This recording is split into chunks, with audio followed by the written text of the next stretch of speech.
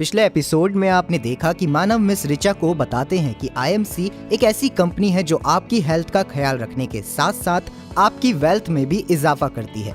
जब मिस ऋचा मानव को इस अपॉर्चुनिटी के बारे में डिटेल में बताने के लिए कहती है तो मानव मिस ऋचा को आईएमसी हेड ऑफिस में हो रहे सेमिनार का इनविटेशन देते हैं। और फिर क्या होता है, वो सेमिनार मिस ऋचा के लिए एक नई शुरुआत साबित होता है।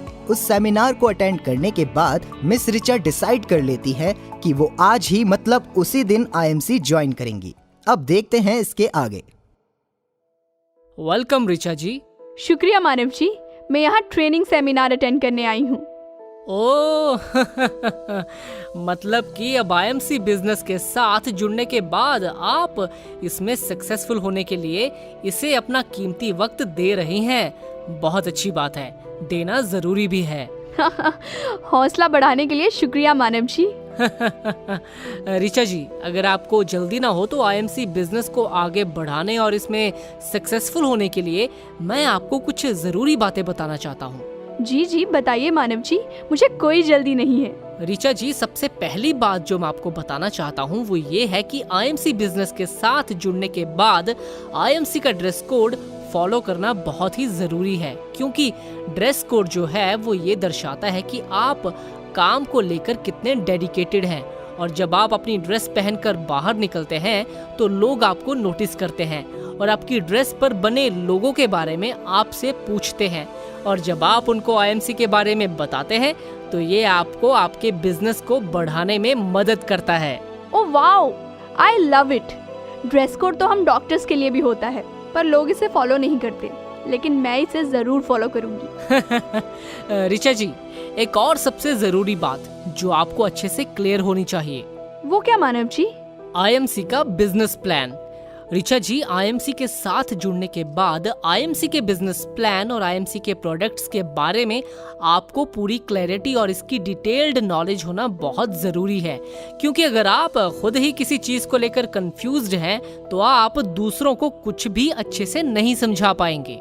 ठीक है मानव जी, तो सबसे पहला काम मैं यही करूंगी ताकि दूसरों को आईएमसी का बिजनेस प्लान और प्रोडक्ट्स के बारे में समझाने में मुझे कोई भी दिक्कत ना आए। जी ऋचा जी, ये बहुत जरूरी भी है। अच्छा ऋचा जी, मुझे ये बात जाननी थी कि क्या आपने आईएमसी के प्रोडक्ट्स इस्तेमाल करने शुरू किए या नहीं, और यदि नहीं किए तो एक बार आप इन्हें इस्तेमाल करके जान जाएंगी कि ये कितने शानदार हैं। ये मैं आपको इसलिए बोल रहा हूँ क्योंकि जब तक किसी चीज के लिए हम खुद कॉन्फिडेंट नहीं होते तब तक हम दूसरों को उनके इस्तेमाल करने की सलाह बिल्कुल भी नहीं देते। तो पहले आप खुद इन प्रोडक्ट्स को इस्तेमाल जरूर कीजिए। ठीक है मानव जी, लेकिन क्या आप मुझे ये बता सकते हैं कि आईएमसी के कौन से प्रोडक्ट सबसे बेस्ट हैं और मुझे सबसे पहले कौन से प्रोडक्ट्स यूज करने चाहिए? एक्चुअली ऋचा जी, आईएमसी ने अपने प्रोडक्ट्स को 8 कैटेगरीज में बांटा हुआ है। Beauty care, personal care, baby care, nutrition care, home care products, food products, merchandise और एग्रीकल्चर एंड वेटरिनरी। अपनी ज़रूरत के हिसाब से आप इन कैटेगरीज में से जो प्रोडक्ट लेना चाहें ले सकती हैं। मानव जी, अगर ऐसी बात है तो मैं आज से ही आईएमसी के प्रोडक्ट्स इस्तेमाल करना शुरू कर दूंगी। मानव जी, मुझे ये बताइए कि जब हम आईएमसी बिजनेस के लिए लोगों को अप्रोच करते हैं तो हमें उसके लिए कैसे लोगों को टारगेट करना चाहिए? जो हमें जानते हैं उनको या फिर जो हमें नहीं जानते उनको? दोनों को। मेरा मतलब है आपको हर तरह के लोगों को अप्रोच करना है। हर तरह के? लेकिन मानव जी, ये काम थोड़ा मुश्किल लग रहा है। मुश्किल कुछ भी नहीं है ऋचा जी। चलिए मैं आपको कुछ टिप्स देता हूँ जो मैं अभी तक फॉलो करते आया हूँ और मैंने इसे अपनी अपलाइन और कंपनी के एजुकेशन सिस्टम से सीखा है। ऋचा जी, जब आप लोगों को अप्रोच करेंगी उससे पहले आप सभी लोगों की एक लिस्ट बना लीजिए। फॉर एग्जाम्पल, जब हम शादी में लोगों को इनवाइट करते हैं तो तकरीबन हम 500 से 1000 लोगों को बुलाते हैं, जिनमें से कुछ लोग हमें याद भी नहीं होते, लेकिन हम सोच समझकर सबकी लिस्ट बनाते हैं। ठीक इसी तरह आईएमसी बिजनेस के लिए भी आपने 200 से 250 लोगों की लिस्ट बनानी है और लिस्ट बनाने के बाद आप उन लोगों को 4 कैटेगरीज में डिवाइड कर लीजिए। इसमें जो सबसे पहली कैटेगरी है वो है हॉट। वो लोग जो आपको बहुत अच्छे से जानते हैं और आप पर विश्वास करते हैं। ऐसे लोगों को आप इजीली टारगेट कर सकते हैं, क्योंकि जो लोग आपको जानते हैं वो आपकी बात को ध्यान से सुनेंगे, जैसे आपके करीबी रिश्तेदार, क्लोज फ्रेंड्स और कलीग्स। और नेक्स्ट कैटेगरी है वार्म।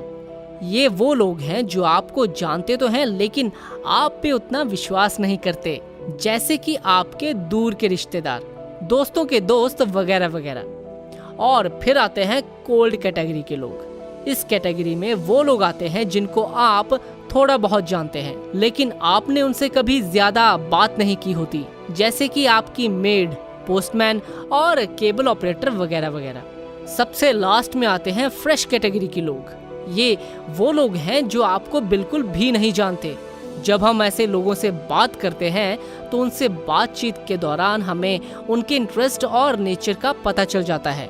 ये कोई भी हो सकता है, जैसे कि बस में आपके साथ सफर करने वाला कोई पैसेंजर, आप किसी मॉल में गए हैं, वहाँ पे भी आप किसी से बात कर सकते हैं। मानव जी, ये जो आपने मुझे लोगों की 4 कैटेगरीज बताई है ना, ये सच में मुझे लोगों को आईएमसी बिजनेस के लिए अप्रोच करने में मेरी बहुत मदद करेंगी। जी ऋचा जी, और इन सब कैटेगरीज के लोगों को अप्रोच करने से पहले आप एक लिस्ट बना लीजिए। उस लिस्ट को आपने इस तरह से बनाना है। सबसे पहले नाम, फिर phone number, age, relation, dependent और एंड में उस पर्सन की क्वालिटीज जिससे आप बात करने वाले हो। ऋचा जी, अलग अलग तरह के लोगों से कैसे बात करनी है और उनको कैसे अप्रोच करना है, इन सब में ये लिस्ट आपकी बहुत मदद करेगी। वाह मानव जी, थैंक यू सो मच।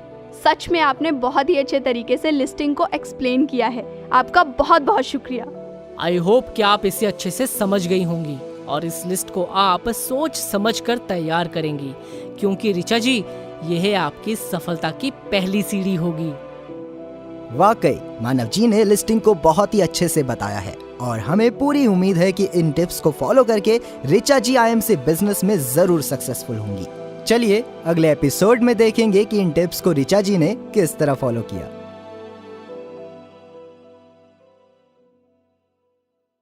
जिंदगी